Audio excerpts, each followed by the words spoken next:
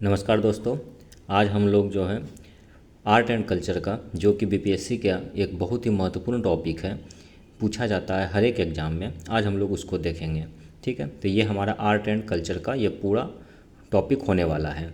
इसके बाहर आप लोग को ज़्यादा दिमाग लगाने की ज़रूरत नहीं है, बस इसको प्रैक्टिस करने की ज़रूरत है। ये एक बहुत ही अच्छी नोट्स है। ठीक है, तो चलिए हम लोग इसे स्टार्ट करते हैं। सबसे पहले है पटना कलम चित्रकला। ठीक है, 18वीं सदी के मध्य मुगलों के पतन के साथ चित्रकला के कारीगरों ने पटना और इसके आसपास के क्षेत्र में आम जनजीवन का चित्रों के माध्यम से एक विशेष लघु चित्रकला शैली विकसित की, जो पटना की कलम के नाम से जाना लगा। इसे क्या कहा जाने लगा? पटना, जिसे क्या कहा जाने लगा? तो ये पटना कलम के नाम से जाना जाने लगा। ठीक है, पटना कलम। पटना कलम चित्रकला शैली मुगल चित्रकला शैली और ब्रिटिश चित्रकला शैली का मिश्रित रूप है, इसलिए इस शैली को इंडो ब्रिटिश चित्रकला शैली भी कहा जाता है। पटना कलम चित्रकला शैली की प्रमुख विशेषताएं क्या क्या है? तो इस शैली में मुख्य रूप से आम जनजीवन को चित्रों के माध्यम से दिखाया गया। इसमें आम जनजीवन को कैसे दिखाया गया है? तो इसे चित्रों के माध्यम से दिखाया गया है। आमतौर पर इस शैली में लघु चित्रकला शैली को कागजों पर प्रदर्शित किया गया है। कलाकार पेंसिल का इस्तेमाल न करके सीधा ब्रश का इस्तेमाल करते हैं। इसमें कैसे होता है कि इसमें पेंसिल का इस्तेमाल नहीं होता है, बल्कि इसमें क्या होता है, सीधे ब्रश का इस्तेमाल होता है। कलाकार स्वयं ब्रश का निर्माण कबूतर के पंख और गिलहरी के बाल का इस्तेमाल करके बना रहे हैं। पटना कलम शैली में चटकदार रंगों का प्रयोग नहीं किया जाता है। यहाँ पर कलाकार फीके रंगों का प्रयोग करते हैं और इसका मुख्य कारण कलाकार को स्वयं रंगों का निर्माण करना होता है। ये कलाकार रंग के निर्माण के लिए देसी पौधों का इस्तेमाल, गुलाब का इस्तेमाल और कुछ धातुओं का इस्तेमाल करते थे। चित्रकारों का चित्र की सीमा को सुसज्जित करने में कोई विशेष ध्यान नहीं रहता था। वो लोग क्या करते थे, डायरेक्ट पेंटिंग करना स्टार्ट कर देते थे। कोई भी पेन वगैरह का यूज नहीं करते थे, किसी भी पेंसिल का यूज नहीं करते थे। वो लोग सीधे क्या करते थे, ब्रश लेते थे और उसका यूज करते थे। मुग़ल चित्रकला शैली और पटना कलम में भिन्नताएं क्या हैं? चूँकि मुग़ल चित्रकला को राजा का संरक्षण प्राप्त था, इसलिए आमतौर पर वृहद चित्रकारी की जाती थी। अर्थात ज़्यादातर चित्रकारी कैसी की जाती थी? मुग़ल चित्रकला शैली में की जाती थी, क्योंकि उसमें मुग़ल शासन था और मुग़ल शासन में क्या था, राजा का संरक्षण चित्रकारों को प्राप्त था। जबकि पटना चित्रकला में चित्रकारों के द्वारा लघु चित्र बनाए जाते हैं। फारसी शैली में चटकदार रंगों का प्रयोग किया जाता था, जबकि पटना के कलाकारों ने फीके ब्रश का प्रयोग किया।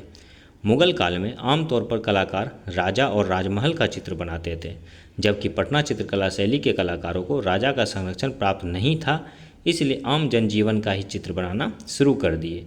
जैसे मछली बेचती हुई महिला, लकड़ी काटते हुए बढ़ई, पालकी में जाते हुए दुल्हन, नीरा ले जाते हुए पुरुष, इन सभी को बनाना शुरू किया। तो इसमें हम लोगों ने भिन्नता क्या देखा कि चूँकि मुग़ल चित्रकला शैली को किसका, राजा का संरक्षण प्राप्त था, जबकि पटना चित्रकला शैली को राजा का संरक्षण प्राप्त नहीं था। इसलिए ये लोग जो थे नॉर्मल, जैसे मछली बेचती हुई महिला, लकड़ी काटते हुए बढ़ई, पालकी में जाते हुए दुल्हन, नीरा ले जाते हुए पुरुष, इन सबों का फ़ोटो बनाते थे। जबकि मुग़ल चित्रकला शैली में जो चित्रकार रहते थे वो कैसा बनाते थे, राजघराने का, राजा का, महाराजा का, महल का, इन सभी का फ़ोटो बनाते थे। अब है पटना कलम चित्रकला शैली के कुछ महत्वपूर्ण कलाकार कौन कौन हुए। तो इसके जो प्रमुख कलाकार हुए, ये हुए हुलास यादव, महादेव लाल, शिव दयाल, ईश्वरी प्रसाद। ईश्वरी प्रसाद के बाद अंतिम रूप से इस चित्रकला शैली का कोई महत्वपूर्ण कलाकार नहीं रहा। तो सबसे लास्ट में कौन, ईश्वरी प्रसाद जी देखने के लिए मिलते हैं पटना चित्रकला शैली में। आगे है मौर्य कला। मौर्य कला, मौर्य कला का विकास महाजनपद शासनकाल के दौरान चंद्रगुप्त मौर्य के साथ में हुआ। यह पूरे देश का पहला कला है जिसमें व्यवस्थित रूप से पत्थरों पर कला को दिखाया जाता है। अर्थात मौर्य कला में पत्थरों पर कलाकारी को दिखाया जाता था। मौर्य कला से पहले भी हड़प्पा काल में हमें कला का प्रमाण मिलता है, लेकिन चूंकि उस समय कला का प्रदर्शन मिट्टी और लकड़ियों पर किया जाता था, इस वजह से कला में निरंतरता नहीं आ पाई। जब मौर्य काल का शासन शुरू होता है तो पत्थरों में यही प्रदर्शन शुरू होने से कला में निरंतरता बन गई और मौर्य कला का विकास हुआ। इस कला को हम दो भागों में आसानी से विभाजित कर समझ सकते हैं। इसका अगर विस्तार की बात करें तो राजकीय या दरबार कला, और दूसरा था लोक कला या जन कला।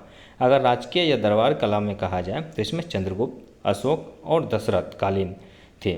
ठीक है, चंद्रगुप्त कालीन में राजा प्रसाद, पटना कुम्हरार में स्थित भवन है। अशोक कालीन में स्तंभ, स्तूप, गुह विहार ये सभी देखने के लिए मिलता है। और दशरथ कालीन में नागार्जुन की पहाड़ियाँ जैसी हमें कलाकृति देखने को मिलती है। वहीं अगर हम लोग लोक कला या जन कला में बात करें तो यक्ष यक्षिणी की जो मूर्तियाँ मिलती है, मृदभांड मिलते हैं, जैन नग्न मूर्ति मिलती है, ये सब लोक कला या जन कला का उदाहरण है। चंद्रगुप्त मौर्यकालीन कला, राजप्रसाद। वर्तमान बिहार की राजधानी पटना के कुम्हरार में स्थित एक भव्य महल राजप्रसाद है, जिसका निर्माण मौर्य शासक चंद्रगुप्त मौर्य के द्वारा करवाया गया। यह मौर्य कला के स्थापत्य कला के एक महत्वपूर्ण उदाहरण है। इसके निर्माण में बलुआ पत्थर निर्मित लगभग 80 स्तंभों का इस्तेमाल किया गया है।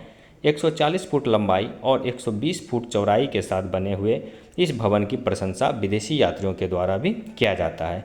तो कुम्हरार जो है वो पटना में स्थित है, ये भी याद रखिएगा। इस भव्य महल का फर्श और छत में लकड़ी का इस्तेमाल किया गया है। तो इसमें किसका इस्तेमाल किया गया है? तो फर्श और छत में दोनों में लकड़ी का इस्तेमाल किया गया है। राजप्रसाद का प्रशंसा करते हुए चीनी यात्री फाइयान ने इसे मानव निर्मित न रह कहकर देव निर्मित बताते हैं। यूनानी यात्री मेगास्थनीज ने अपनी पुस्तक इंडिका में पाटलिपुत्र के प्रशासन की प्रशंसा की है। एरियन ने भी इसकी तुलना सुसानगर से तुलना करते हुए कहा है यह उससे भी खूबसूरत है। पटना कुम्हरार स्थित यह महल के विषय में 1914 से 15 की खुदाई तथा 1951 की खुदाई के बाद अब तक 40 पाषाण स्तंभ मिले हैं। तो अभी तक जो है हमें पटना में जो कुम्हरार स्थित है उसमें से कितने स्तंभ मिले हैं? तो 40 स्तंभ मिले हैं। अब है अशोककालीन मौर्य कला। सबसे पहले देखते हैं गुहा विहार। अशोक के वास्तुकला के इतिहासकार ने एक नई शैली का प्रारंभ किया, जिसमें चट्टानों को काटकर कंदराओं का निर्माण कराया गया। गया के निकट बराबर की पहाड़ियों में अशोक ने अपने राज्याभिषेक के 12वें वर्ष सुदामा गुहा, जिसे सुदामा गुफा भी कहते हैं, आजीवक भिक्षुओं को दान में दे दिया। इस गुफा में 2 कोष्ठ है, एक गोल व्यास जिसकी छत खरबूजिया आकार की है, एक बाहर का मुख की ओर आयताकार किंतु छत गोलाकार है। उसके बाद देखते हैं स्तूप। गौतम बुद्ध के महापरिनिर्वाण के बाद उनके अस्थियों को 8 भागों में बांटा गया।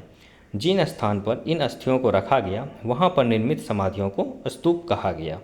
कुछ स्तूप गौतम बुद्ध से संबंधित स्थानों पर बनाया गया, जैसे बिहार के वैशाली का स्तूप बहुत चर्चित है। गौतम बुद्ध अपने महापरिनिर्वाण से पहले केसरिया अर्थात चंपारण में है यह जगह नामक स्थान पर विश्राम किए। बाद में अशोक ने इसी के स्मरण में एक स्तूप का निर्माण कराया, जो वर्तमान में केसरिया नामक स्तूप से विश्वविख्यात है। इस स्तूप की ऊंचाई की अगर बात करें तो ये 104 फीट है और इस वजह से विश्व में सबसे ऊंचे स्तूप के नाम से भी इसे जाना जाता है। यूनेस्को का विश्व विरासत सूची में इसे जोड़ने का प्रयास अभी तक जारी है। स्तूप संस्कृत और पाली से लिया गया शब्द है, जिसका शाब्दिक अर्थ होता है ढेर है। ठीक है, एक गोल आकार की संरचना जिसका प्रयोग बौद्ध अवशेषों को रखने के लिए किया जाता है। अब इसके बाद हम लोग देखते हैं स्तंभ। अशोक के शासनकाल के दौरान ही मौर्य काल में स्तंभ का निर्माण भी शुरू किया गया। अशोक धम्म के प्रचार के लिए इन स्तंभों का प्रचार करते थे। इन स्तंभों की अगर विशेषताएं की बात की जाए तो ये चुनार के लाल बलुआ पत्थर से निर्मित होते थे। एकस्व पत्थर का इस्तेमाल किया जाता था। इन स्तंभों को पॉलिश करने की विधि को ओप कहा जाता था। यह स्तंभ नीचे की तरफ ज़्यादा फैला हुआ होता था, जबकि ऊपर की तरफ इसका फैलाव कमते जाता था। अपने धर्म लेखों के लिए उन्होंने स्तंभ पर ही ब्राह्मी और खरोष्टी लिपियों का अंकन में प्रयोग किया। तो ये दोस्तों हम लोग देख लिए 2, एक तो चंद्रगुप्त मौर्य के द्वारा जो कुम्हरार का निर्माण किया गया उसमें, और अशोक का जो था स्तंभ अभिलेख, स्तंभ शिलालेख या स्तंभ की कलाकृतियाँ, इसको हम लोगों ने देख लिया। अब हम लोग देखते हैं दशरथकालीन मौर्य कला का उदाहरण। पहला है नागार्जुन की पहाड़ियों की गुफाएं। बिहार के अशोक के पौत्र दशरथ के समय में बराबर की पहाड़ियों से लगभग 1.5 किलोमीटर दूर नागार्जुन की पहाड़ियों में 3 गुफाएं बनाई गई। पहला गोपी गुफा, दूसरा वेदांती गुफा और तीसरा वापिया गुफा। और यह गुफा आजीवक शरणार्थियों को रहने के लिए भी दी गई।